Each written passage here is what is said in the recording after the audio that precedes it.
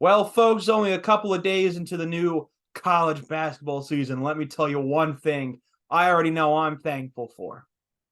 I'm thankful I'm not a fan of Loyola Chicago. Let's get into the podcast.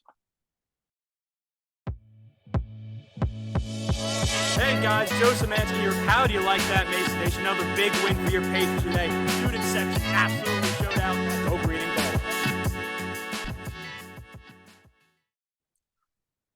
Ladies and gentlemen, welcome back to the Onward to Victory podcast here on Giant Killer. I am Joe Syzmanski, your host. Ladies and gentlemen, the new Tony Skinn era. Your George Mason Patriots are 2-0 as they kicked off the season with big wins over Monmouth and Austin Peay.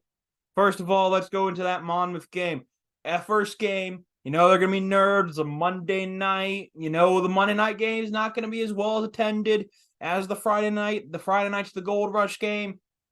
That game's going to have a lot more of the attention. Well, we got to show up against Monmouth, big team. They like to play fast. They like to shoot. They got Xander Rice. They got Nathan Collins, two very good shooting guards. For the last 2 years, you got to think these Mason teams have struggled against shooting guards, but this is a new era of Patriots basketball, folks. One where we have the Patriot pressure defense. And let me tell you, the Patriot pressure defense showed up from minute one. You had this team shut down those guards. Xander Rice he scored 21 points, but he was inefficient from the field.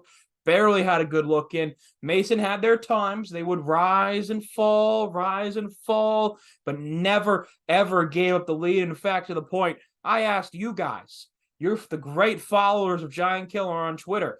By the way, if you don't follow us on Twitter, you should. You should follow us on Twitter at GMU, capital GMU, Giant Killer on Twitter. You should follow us there with live in-game updates every single George Mason game.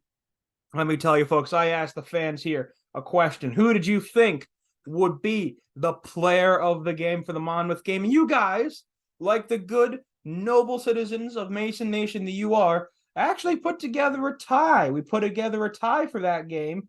And, that's always nice to see. You want to see a tie? It was a tie between Darius Maddox and Amari Kelly, both with 47% of the vote. 56 of you loyal viewers voted. It was a tie between Maddox and Kelly at 47%. But you know who I'm going to give it to? I'm going to go with you guys. I'm going to give it to both. Maddox, huge first game, 17 points. He is AM13, the Automatics 13, the newest weapon in George Mason's arsenal. When he is on, he is the best player in the Atlantic 10, folks. He might just be the best player in the Atlantic 10 when Darius Maddox is on. Obviously, we're going to be hoping for more consistency out of him. He did not have a great game against Austin Peay, but let me tell you, it didn't matter. And he also did everything on the other side of the ball. It's not just a guy who is going out there to play offense. He is going to give you 100% effort up and down the court, and I think that's why Mason Nation has already taken a liking to him. And of course, there's Amari Kelly, 17 points game one, 14 points game two. This is a guy who before last year at UNC Wilmington barely averaged more than 3 points a game. He's got 17 and 14 for us right now. Look at this. This is a guy who says he's never had freedom like this to play offensively, and you understand why Tony Skinn is doing it for these guys, why he's letting them have that freedom, because he can do it. Amari Kelly is legit, and he is a huge part of the reason why George Mason's defense, especially in the paint, our 10-point defense right now after 2 games, one of the best in the nation. Let's hope we can keep it that way. I know we keep it that way because I trust in this team. I believe in this team.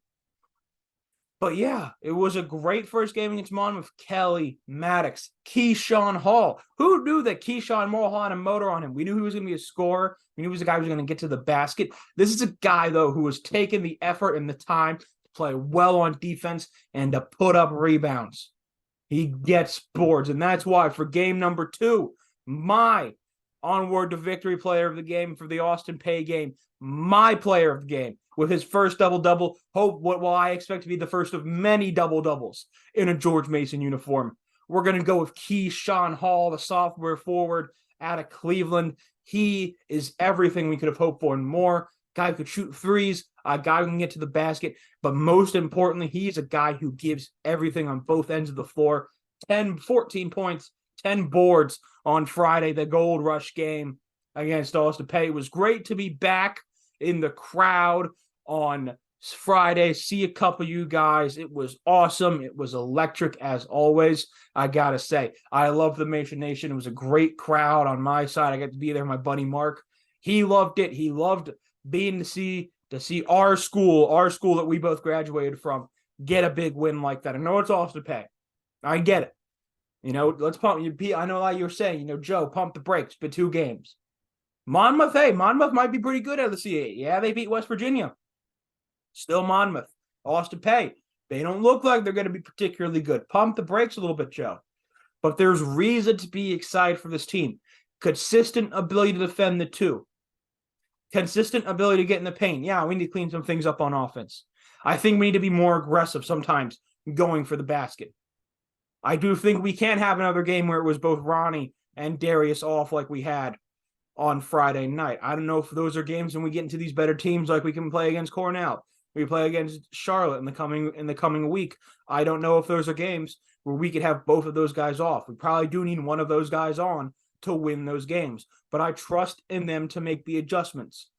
What I know from these first 2 games is that this team has heart. We got Cornell coming up. Cornell's a good team. Let's not get it twisted, folks.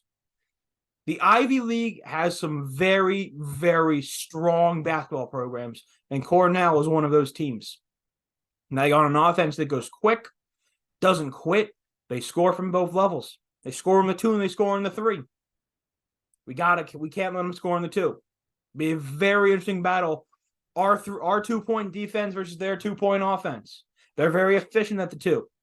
We've been very good at these first 2 games of stopping guys at the 2. We're going to have the size advantage again. Can Jared Billups continue to put up the defensive play he's been doing and stop their guys on the ball?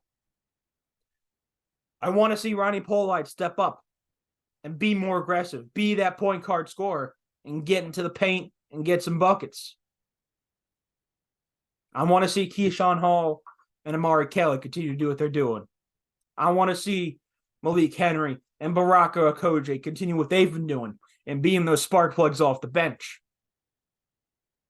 If this team can keep doing what they're doing right now, we're going to see us beat Cornell. We're going to beat Charlotte, ECU, UCF, or South Dakota State. Whoever we face again in Jacksonville. Yeah, don't forget, after tonight, it's going to be down to Jacksonville, Florida. It's been 3 years since we've won a midseason tournament. Haven't won one either of the last 2 seasons. Been too long. I would like to win a midseason tournament game again. Be very nice. But I think we can do it. Because like I said, I trust in this team. I look at the way this team plays, look at the way they fight. I look at the way they're already knit together. This is a group that was with 9 new guys. They already seem very tightly knit. This seems to be a good vibe, good locker room. Tony lets the guys play. He's not trying to control every little aspect. He's letting the guys play, and he's trusting them to do their jobs. Tonight's going to be hard. Tonight's going to be hard against Cornell. This is not an easy game. Don't get it twisted. This is probably going to be a very close and very tight game. We go play Charlotte next. That's going to be a very tough and very tight game. Let's not get it twisted either way. Those are both going to be tight and tough contested games. Don't kid ourselves here. These next 4 games, Cornell, the Jacksonville Classic games, East Carolina, those are 4 very tough games. We're all very likely to be seeing teams with KenPom ratings a lot closer to ours right now than what Austin Peay and Monmouth were. I trust in this team. I really like our performances in those first 2 games.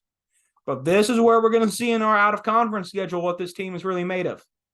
Now, afterwards, we got Toledo and we got Tulane, but otherwise, kind of the next 6 games after, you got Tennessee. Tennessee's one of the best teams in the country. Might be number 1 in the country, quite honestly. We're going to their place. Anything you can grab from there, we're going to grab. Other than Toledo and Tulane, NJIT, NCA&T, Bridgewater. Those are not necessarily games that are going to do much for our stability in this one. You know, we want to see postseason basketball, NIT or NCAA tournament. We want to be in one of those two spots at the end of the season. As a mid-major team, you should want to be in either one of those spots. And then people are like, oh, it's the NIT.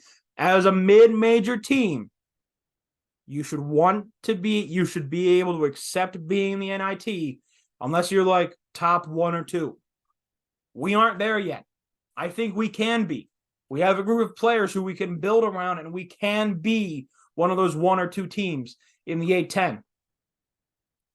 But we aren't those yet. Our expectations, and if we make it, NIT would be great. I would love to be in the NIT.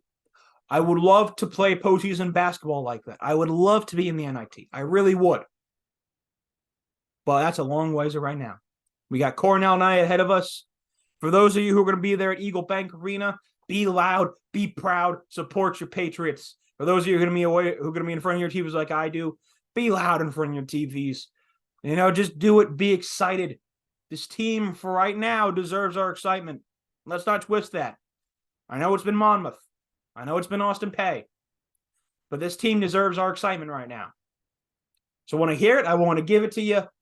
I want to hear your predictions in the comments for these next 2 games against Cornell and Charlotte. And I want to hear a big old loud in the comments, go green and gold.